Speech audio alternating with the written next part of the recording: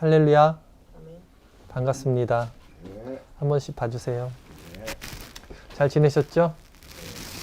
한국 교회에 좋은 유산이 있어요. 문화가 있어요. 뭐냐면 교회 안에서 먹는 것을 나누는 것입니다. 정말 좋은 문화 같아요. 성경에도 그런 내용들이 많아요.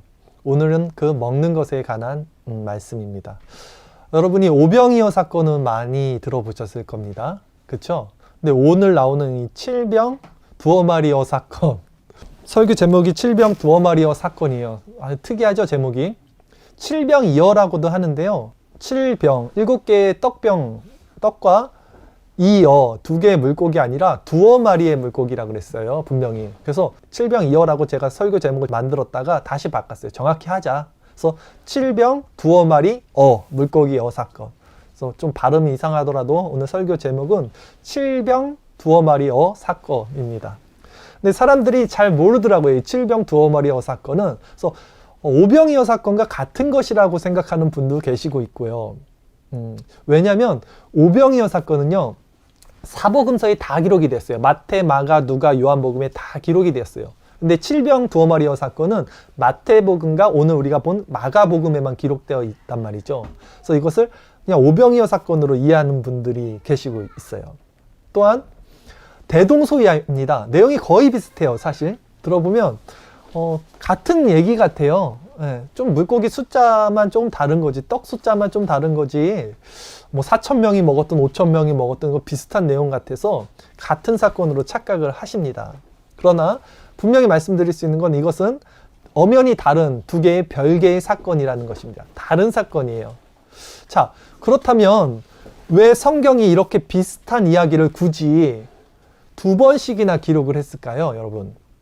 성경은요, 정말로 중요한 내용들만 기록된 책이에요. 모두 담을 수가 없기 때문에, 또한 복음에 관한 아주 정말 우리에게 필요한 말씀만 적은 책인데, 그 중요한 책에 같은 내용인 것을 2번씩이나 이렇게 썼을까? 왜 그랬을까? 오늘 생각해 볼 겁니다. 더 이해가 되지 않는 건 뭐냐면요, 오늘 본문에서 나오는 제자들의 반응입니다. 분명히 얼마 전에 몇 달 안 됐을 거예요. 지금 시간상으로 보면 오병이어 사건을 기적을 체험한 제자들이 똑같은 사건이 일어났음에도 전혀 새로운 사건이 일어난 것처럼 태도를 취합니다. 우리가 어떻게 떡을 이 광야에서 찾을 수 있겠습니까? 분명히 오병이어 때 예수님이 그 기적을 행했음에도 그것을 목도했으면서도 처음 경험해 보는 것처럼 제자들의 이런 태도를 취합니다. 그래서 오늘은 이런 내용들을 가지고 칠병 두어 마리어 사건이라는 제목으로 이 말씀이 도대체 성경에서 우리에게 말씀해 주시는 바가 무엇인지, 진리가 무엇인지를 함께 나누도록 하겠습니다. 오늘 본문을 함께 보겠습니다. 마가복음 8장 1절 말씀 함께 읽겠습니다. 그 무렵에 또 큰 무리가 있어 먹을 것이 없는지라 예수께서 제자들을 불러 이르시되 라 그랬죠. 오늘 본문을 이해하기 위해서는요, 먼저 이 본문의 배경을 이해하는 것이 필요합니다. 자, 8장 1절에 그 무렵이라고 했죠. 이 무렵이 언제냐면 제가 설명을 드릴게요. 우리가 전 시간에 어떤 내용이 있었냐면요, 예수께서 두루와 시돈 지방을 지나고 데가볼리라는 지방을 통과하여 갈릴리 호수에 이르시매라고 기록되어 있었어요. 예수님의 사역지, 주 사역지는 어디냐면요, 갈릴리 호수라고도 하고 바다라고 하는 큰 호수가 이스라엘 북쪽에 있습니다. 그리고 예수님의 사역지는 이 갈릴리 호수를 기준으로 이 서쪽에 있어요. 서쪽에 가버나움이 있고요. 그 다음에 게네사렛, 그 다음에 디베라 들어보셨죠? 이런 지역이 서쪽에 있었단 말이에요. 예수님이 태어난 곳도 그쪽 서쪽이란 말이에요. 그 밑에 나사렛도. 거기가 이스라엘 지방이에요. 그쪽에 유대인의 땅이었죠. 그래서 여기서 오병이어도 행하신 거고, 예루살렘에서 종교 지도자들이 와서 딴지를 걸었어요. 그 손 안 씻고 떡 먹는 것 때문에 왜 손 안 씻고 조상의 유전을 안 지키냐. 그게 다 이 서쪽에서 일어난 겁니다. 즉 유대인의 땅에서 일어난 거예요. 그리고 이곳을 떠나서 가신 곳이 어디였냐면 두로 지방이었죠. 두로. 수로보니게 기억나시나요? 수로보니게 여자를 만나러 간 게 두로 지방이에요. 거긴 어디냐면요, 이 갈릴리에서 더 위쪽으로 올라갑니다. 그래서 해변가에 있는 데예요. 거기는 이방 지역이에요, 지금. 그러니까 이 갈릴리 서쪽의 유대인 지역에서 사역을 한창 하시다가 이제는 이방으로 올라가신 거예요. 위쪽으로, 북쪽. 거기가 두로의 지방이에요. 바로 수로보니게 지방이죠. 그리고 거기 바로 더 위에 있는 게 시돈입니다. 시돈. 거기도 이방 지역이에요. 그리고 데가볼리라는 지역이 나왔는데 거긴 어디냐면 북쪽의 이방에서 이 동쪽은 다 이방이에요. 그러니까 갈릴리 호수 서쪽은 이스라엘 땅이고요. 갈릴리 호수 동쪽은 이방 땅입니다. 그러니까 그 북쪽 이방 땅에서 동쪽인 데가볼리 지역으로 이방 땅으로 가신 거예요. 데가볼리라는 뜻은 10개의 성읍이에요. 굉장히 큰 땅입니다. 그러니까 이방 땅에서 지금 순회를 하면서 예수님이 사역을 하고 계시는 거예요. 그러니까 지금 이 사역이 벌어진 곳도 바로 이방 땅이라는 것입니다. 여러분, 이 예수님의 행보를 이해하고 오늘 말씀을 들으셔야 돼요. 그래서 갈릴리라고 말하면, 갈릴리 호수라고 말하면 그러니까 유대 땅이야 아니면 이방 땅이야 헷갈릴 수가 있어요. 왜냐하면 호수 서쪽은 이스라엘 땅이고 동쪽은 이방 땅이니까. 그래서 이것을 구분하기 위해서 성경에는 이방 사람을 말할 땐 이방의 갈릴리라는 표현을 쓴단 말이죠. 한번 볼까요? 마태복음 4장 15절 말씀 한번 같이 읽겠습니다. 스불론 땅과 납달리 땅과 요단강 저편 해변길과 이방의 갈릴리여. 그쵸? 이 스불론, 납달리, 요단은 다 이스라엘 땅인데 이방의 갈릴리는 갈릴리 호수에 있는 동쪽을 의미한다는 것입니다. 자, 그러니까 오늘 본문 배경은 갈릴리기는 한데요. 동쪽에 위치한 이방 갈릴리였던 거예요. 거기서 어떤 일이 일어났냐면 지난주에 있었던 일이에요. 말 못하는 어눌한 사람을 치유해준 에바다 사건이 일어났어요. 그리고 오늘 다시 그 지역에서 일어난 사건이 칠병 두어 마리 사건인 거예요. 그곳에 다시금 큰 무리들이 몰려들었는데 어떤 일이 있었는지 한번 살펴보겠습니다. 본문 마가복음 8장 2절 3절 말씀 같이 보겠습니다. 내가 무리를 불쌍히 여기노라. 그들이 나와 함께 있은지 이미 사흘이 지났으나 먹을 것이 없도다. 만일 내가 그들을 굶겨 집으로 보내면 길에서 기진하리라. 그 중에는 멀리서 온 사람들도 있느니라. 이렇게 예수님 말씀하셨습니다. 자, 오병이어 사건과 오늘 일어난 칠병 두어 마리어 사건이 비교되는 부분이 여기 나옵니다. 오병이어 때는 예수님께서 하루 동안 말씀을 전했어요. 유대인들을 상대로. 아침부터 저녁까지. 그런데 오늘 이방인을 상대로 한 칠병 두어 머리 사건에서는 사흘 동안 말씀을 전합니다. 3일이죠. 사흘이니까. 네. 그리고 오병이어 때는요, 말씀을 전하고 그 무리를 피해서 예수님이 산으로 혼자 가시잖아요. 왜? 유대인들이 왕으로 삼으려고 하니까. 그러나 오늘 이방 지역에서는 예수님이 그 이방인들을 정말로 사랑하시고 불쌍히 여기시는 느낌이 들어요. 그들을 굶겨 집으로 보내면 길에서 기진하리라. 그 중에는 멀리서 온 사람들도 있느니라. 이 예수님의 마음이거든요. 오병이어 때는 예수님이 이런 마음을 피력하지 않았어요. 오히려 그냥 도망가셨잖아요. 그들을 피해 가셨잖아요. 이렇게 나눠지는 기준이 있는데요.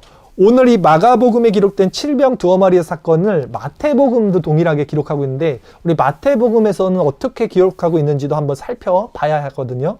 주일 말씀 구절 마태복음 15장 29절에서 32절까지 말씀 같이 읽겠습니다. 예수께서 거기서 떠나사 갈릴리 호숫가에 이르러 산에 올라가 거기 앉으시니 큰 무리가 다리 저는 사람과 장애인과 맹인과 말 못하는 사람과 기타 여럿을 데리고 와서 예수의 발 앞에 앉힘에 고쳐주시니 말 못하는 사람이 말하고 장애인이 온전하게 되고 다리 저는 사람이 걸으며 맹인이 보는 것을 무리가 보고 놀랍게 여겨 이스라엘의 하나님께 영광을 돌리니라. 예수께서 제자들을 불러 이르시되 내가 무리를 불쌍히 여기노라. 그들이 나와 함께 있은지 이미 사흘임에 먹을 것이 없도다. 길에서 기진할까 하여 굶겨 보내지 못하겠느라. 아멘. 그렇죠? 거의 비슷한 내용이에요. 조금 다른 게 있어요. 예수께서 거기를 떠나서 갈릴리 호숫가에 이르렀어요. 지금 갈릴리 호수 오른쪽이니까 이방 지역입니다. 근데 산에 올라가 앉으심에라는 표현을 마태복음에서는 하고 있어요. 그리고 이스라엘의 하나님께 영광을 돌린다 그랬어요. 그 사람들을 치유했을 때. 여기서 이스라엘의 하나님이라고 하는 것은요. 유대인들은 자기들의 하나님이니까 하나님이라고 부르죠. 여호와 하나님. 근데 이방 사람들은 이스라엘의 하나님이라고 불러요. 그러니까 여기 갈릴리는 이방이라는 것을 다시 알 수 있는 분명한 장면이죠. 그리고 아까 말씀드린 산에 올라가 앉으시니라는 표현이 마태복음에만 있는데요. 산에 올라가 앉으신다는 것은요, 권위를 의미하고 가르침을 의미합니다. 유대인들에게는요. 그래서 산은 가르침의 장소예요. 상징적으로. 그리고 앉으셨다는 것은 누가 이제 가르칠 때 표현을 앉는다는 표현을 쓰거든요. 그러니까 예수님이 3일 동안 이 사람들을 가르친다는 거예요, 지금. 마태복음에서 보니까. 그런데 산에 올라 앉으심에 이 부분을 제가 봤을 때 여러분 떠오르는 거 없나요, 혹시? 저는 딱 이걸 읽으면서 떠올랐던 장면이 있어요. 마태복음에 있는 산상수훈 말씀이 떠올랐어요. 산상수훈 아시죠? 산상수훈도 예수님이 산에 올라가 앉으심에로 시작합니다. 똑같아요. 산상수훈에서는 무엇을 가르치는 거죠? 유대인들을 향해서 너희들이 알고 있는 율법의 완성으로 온 사람이 나야. 너희들이 알고 있는 율법은 잘못된 거야. 내가 진짜 율법을 가르쳐 줄게 하고 가르쳐 줬던 것이 세계명, 산상수훈 말씀이거든요.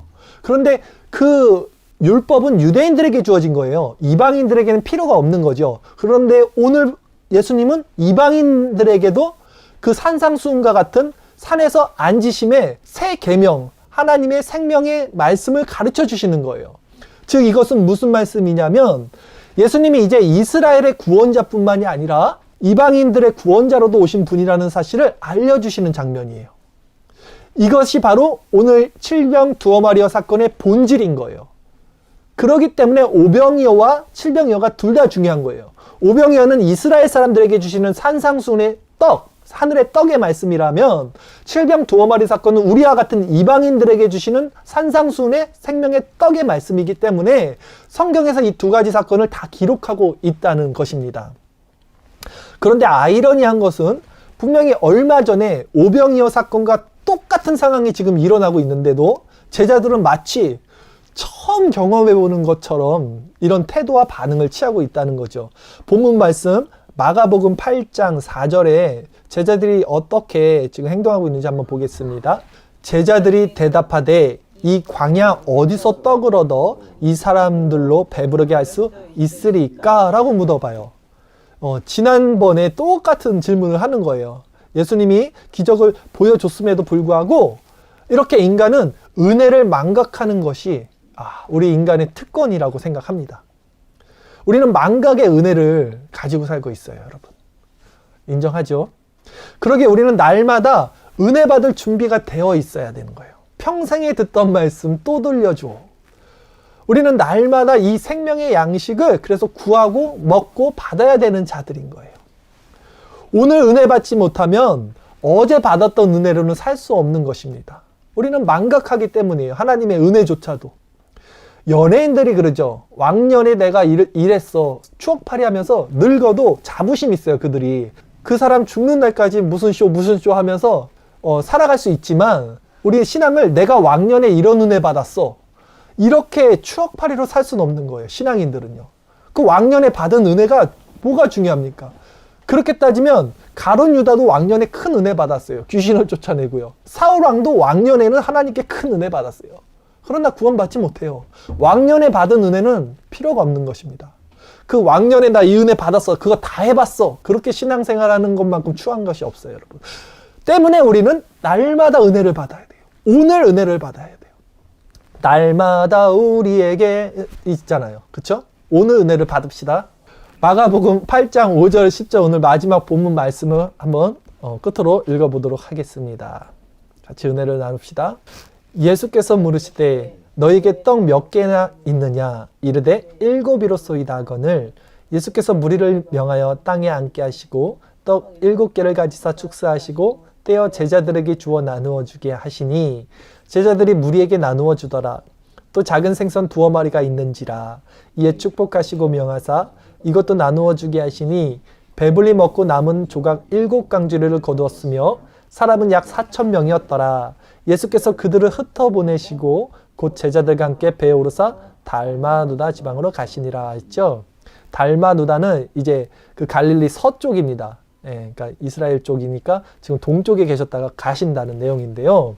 제가 오늘 서두에 오늘 말씀은 먹는 것에 대한 말씀이라 그랬어요. 먹는 말씀.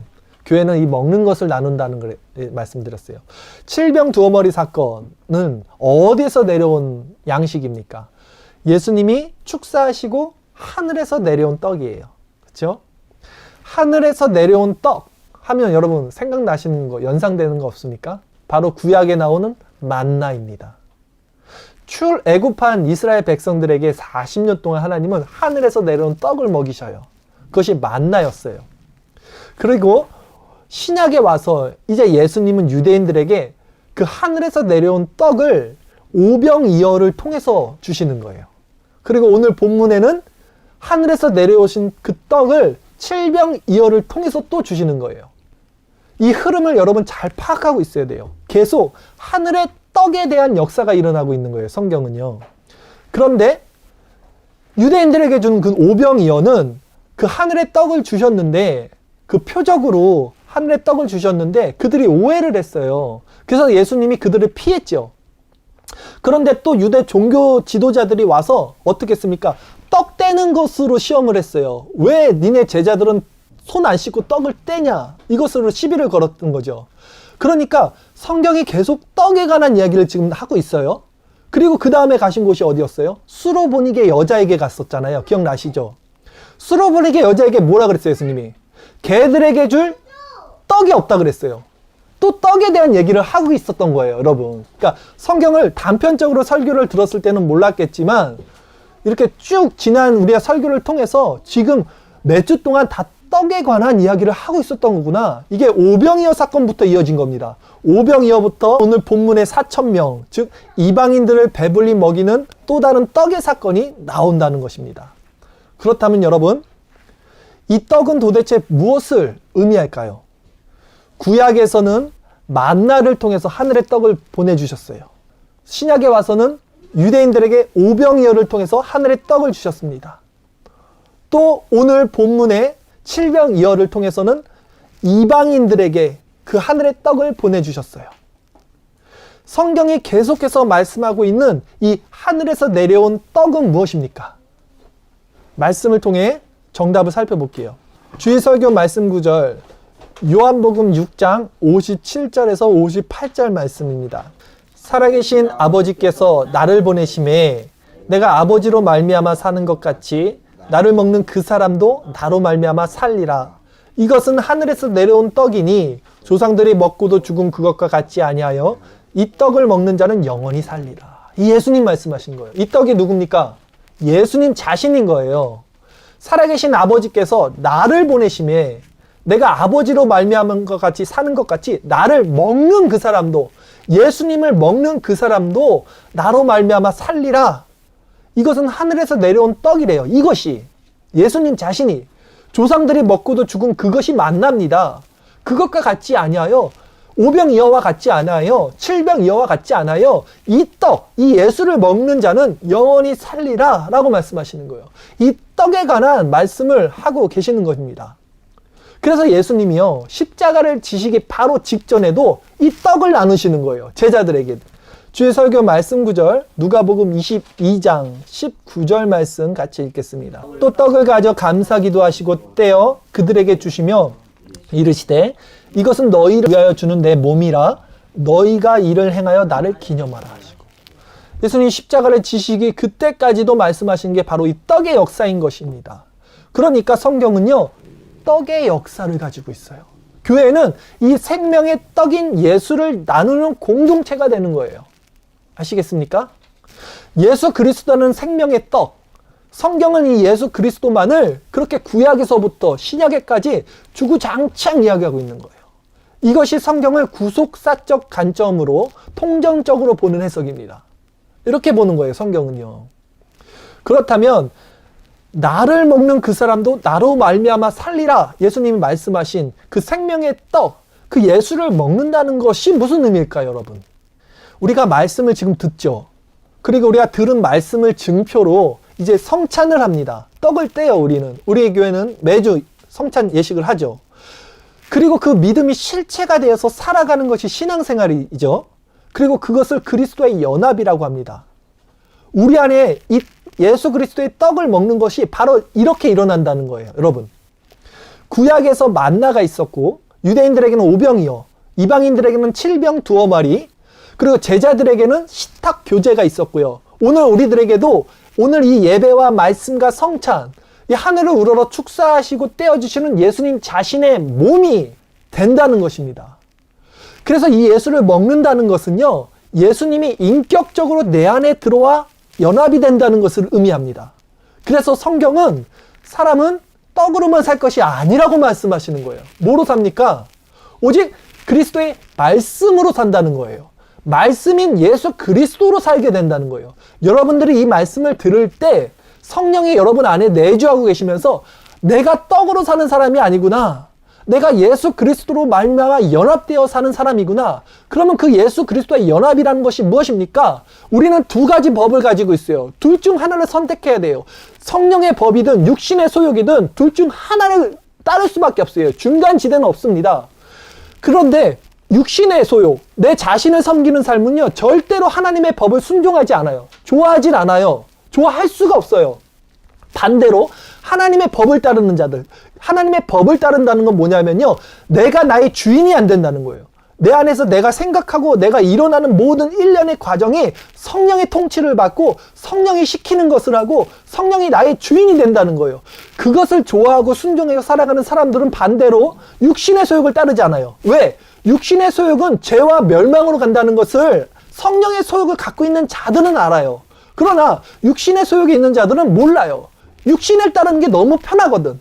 내가 먹고 싶으면 먹고 내가 하고 싶으면 하고 이렇게 살아가는 거예요. 그러나 그 끝은 절망과 멸망과 패망입니다. 죽음입니다. 근데 그들은 몰라요. 이것을 따를 수 있는 것은 성령에 속한 사람. 이것이 예수를 먹는 거예요. 이것이 생명의 떡을 먹는 거예요. 이것을 먹으라는 거예요. 이 말씀을 들으라는 거예요. 여러분, 이 말씀을 먹고도 죽은 사람들이 있어요. 이스라엘 백성들은요, 40년 동안 이 만나를 먹고도 광야에서 죽었어요. 오병이어를 먹은 유대인들도 그 떡을 먹고 죽었어요. 여러분도 오늘 예배를 드려요. 성찬을 나눕니다. 오늘 제 말씀을 들었습니다. 그러나 여러분 안에 이 생명의 떡인 예수가 없으면 여러분 또 죽어요. 죽는다는 게 뭡니까? 여러분 자신이 스스로 주인이 돼서 살아요. 우리 인간은 다 죽어요. 마지막 심판 때 분명히 갔을 때, 여러분 하나님 앞에 섰을 때, 여러분 인생을 돌이켜 봤을 때 내가 나의 주인이 되어서 살았던 그것으로 여러분은 심판받게 돼요. 여러분. 그러나 여러분이 한평생 예수를 모시고 정말 예수를 묵상하고 예수가 주인이 되어서 예수를 먹음으로 예수가 이 안에서 내주하고 계시는 성령으로 말미암아 그 동행하면서 살아가고 그 심판 때 쓰면 어떻게 되는지 아세요? 이제는 그 심판이 실체가 됩니다. 내가 그렇게 고대하고 기대하고 내 안에 성령과 함께 동행했던 그 한평생이 이제는 정말로 완전한 실체가 되어서 예수와 함께 사는 것이 되기 때문에 그 심판이 두렵지 않게 되는 거예요. 죽음이 두렵지 않게 되는 거예요. 오히려 고대하게 되는 거예요. 죽음을. 왜? 진짜 그 예수님과 동행했던 것이 이제는 우리가 눈으로 보는 것처럼 실체로 맞이하게 되는 그것이 죽음의 순간이기 때문에. 죽음의 순간을 생각하세요, 여러분. 그리고 지금 어떻게 살아갈 건지를 생각하세요. 여러분이 좋아하는 그 육신의 떡을 먹고 살다가 마지막 날에 패망할 것인가? 정말 그 생명의 떡인 예수를 먹고 묵상하고 그 법에 순종하면서 내 자신을 내리고 그렇게 살아가서 마지막 그 죽음의 순간에 평안하게 하나님 품에 안길 것인가? 어리석은 자들이 되지 마십시오. 그래서 말씀을 들을 때 성령께서 우리 안에 그리스도의 연합을 이렇게 이루시는 거예요. 그래서 이 말씀을 받는 자들은요, 교회가 됩니다, 이제. 다시 말해서 말씀을 듣고 순종하여 하나님의 주권 안에서 나가 주인이 되지 않고 살아가는 사람들만이 진짜 주인이 되는 거예요. 그래서 성경에서 오늘 본문에서 보면요, 몇 광주리가 남겼다 그랬죠? 7광주리가 남았다 그랬죠? 성경은 그냥 써져 있는 게 없어요. 그리고 오병이어에서는 몇 바구니가 남아져 있었죠?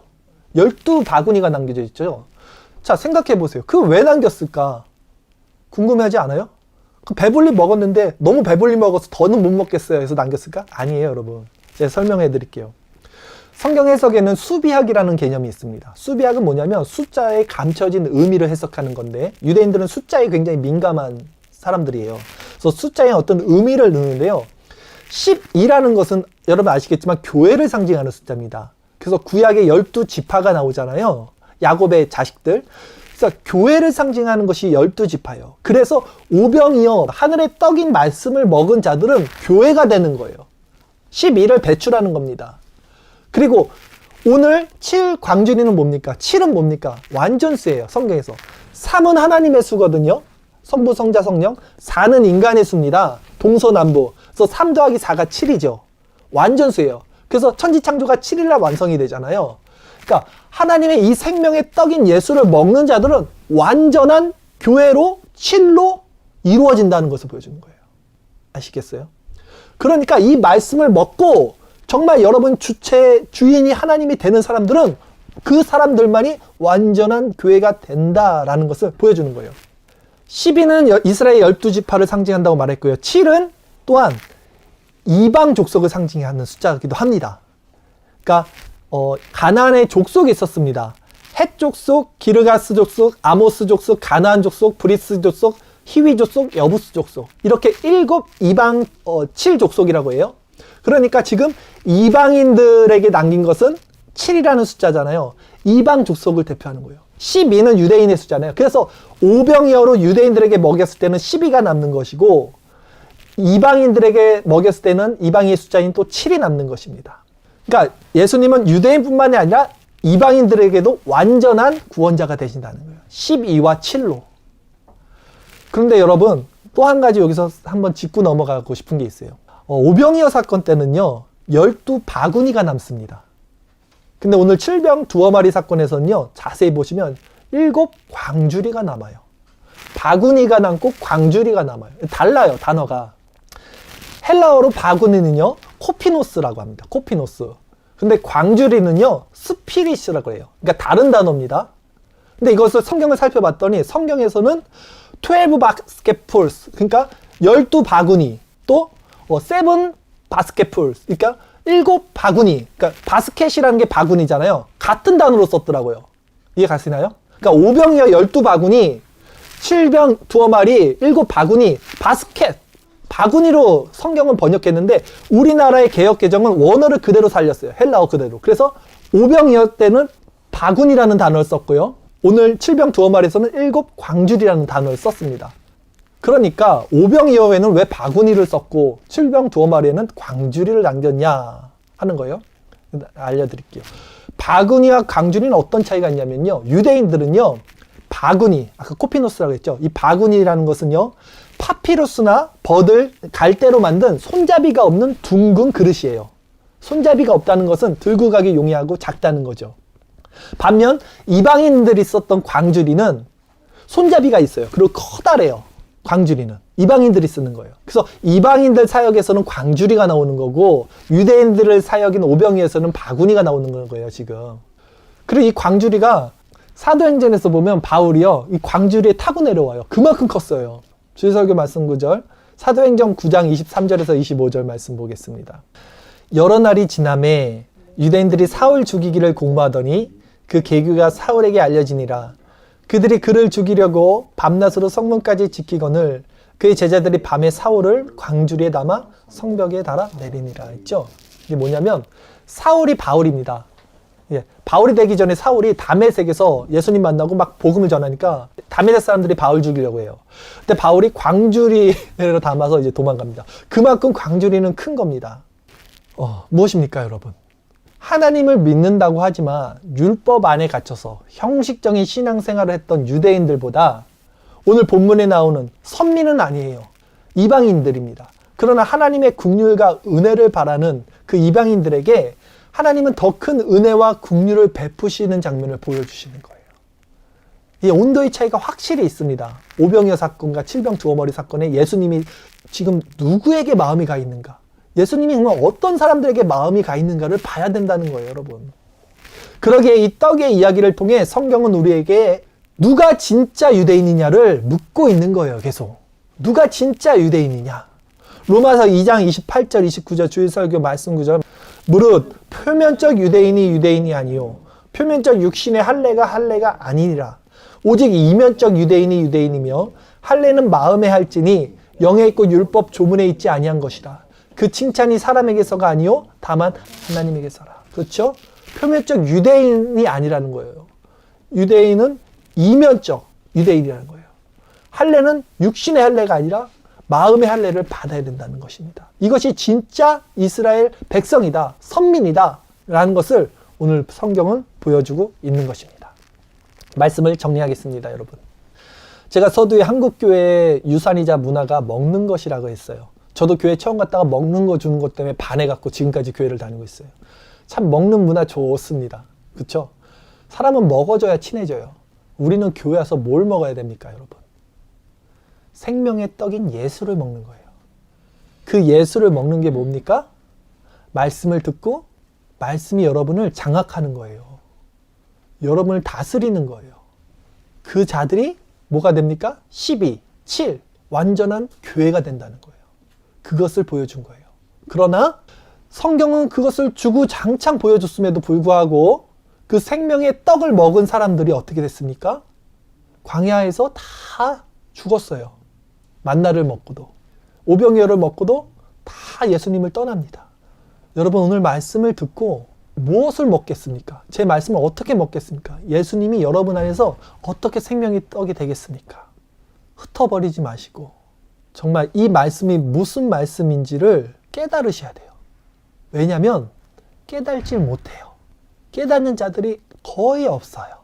그래서 오늘 마지막으로 우리가 이제 성경을 읽을 텐데 예수님이 그래서 이렇게 말씀을 하시는 겁니다. 마태복음 16장 6절에서 10절 말씀에 예수님이 제자들에게 이렇게 말씀을 하셨어요. 이게 오늘 사건 이후에 바로 일어난 사건입니다. 예수께서 이르시되 삼가 바리새인과 사두개인의 누룩을 주의하라 하시니 제자들이 서로 논의하여 이르되 우리가 떡을 가져오지 아니하였도다 하거늘 예수께서 아시고 이르시되 믿음이 작은 자들아 어찌 떡이 없으므로 서로 논의하느냐 너희가 아직도 깨닫지 못하느냐 떡 5개로 5,000명을 먹이고 주운 것이 몇 바구니며 떡 7개로 4,000명을 먹이고 주운 것이 몇 광줄이었는지를 기억하지 못하느냐. 여러분, 이런 망각의 은혜에서 벗어나시고 예수를 먹고 성령이 여러분 마음을 다스리고 복종하실 수 있도록 그 성령을 여러분의 주인으로 모시고 사십시오. 그게 떡을 먹는 것입니다. 그게 사는 것입니다. 기도하겠습니다.